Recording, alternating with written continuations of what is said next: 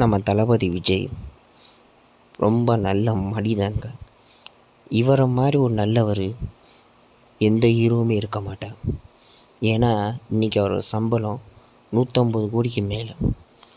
ஆனால் அந்த சம்பளத்தை விட்டுட்டு, அந்த கெரியரை உச்சத்தை விட்டுட்டு, எல்லாத்தையும் விற்றுட்டு இன்றைக்கி அவர் அரசியலில் இறங்குறான்னா அவருக்கு எந்த அளவுக்கு மக்கள் மேலே பாசம் இருந்திருக்கும்.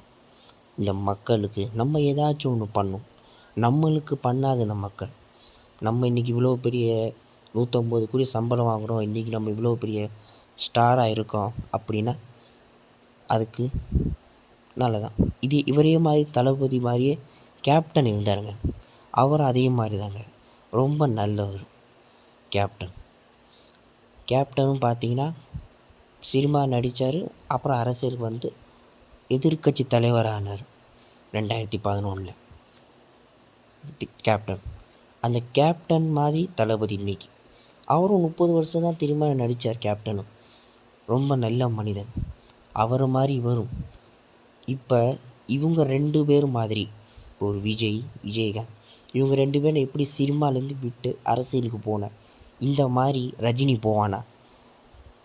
போவானா? அவனுக்கு 75 வயசு ஆயிடுச்சு. அரசியலுக்கு வர்றேன்னு சொன்னானே, அரசியலுக்கு வந்தானா? அதனால தான் எனக்கு அவரை பிடிக்காது. எனக்கு ஏன் ரஜினியை பிடிக்காது, எதனால நான் ரஜினி எனக்கு இப்படி பிடிக்காதுன்னா, அவர் என்ன பண்ணார் மக்களுக்கு, தமிழ்நாட்டு மக்களுக்கு ரஜினி என்ன பண்ணார்? 75 வயசு ஆயிடுச்சு.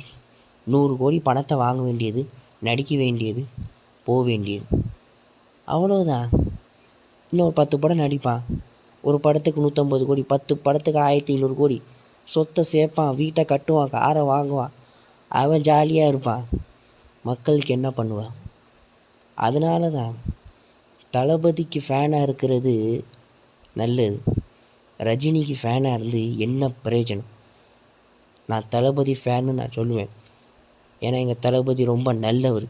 அவரை மாதிரி ஒருத்தருக்கு ஃபேனாக இருக்கிறது பரவாயில்ல. ரஜினி மாதிரி ஒருத்தனுக்கு ஃபேனாக இருந்து என்ன பிரயோஜனம்? அஜித்து மாதிரி ஒருத்தனுக்கு ஃபேனாக இருந்து என்ன பிரயோஜனம்?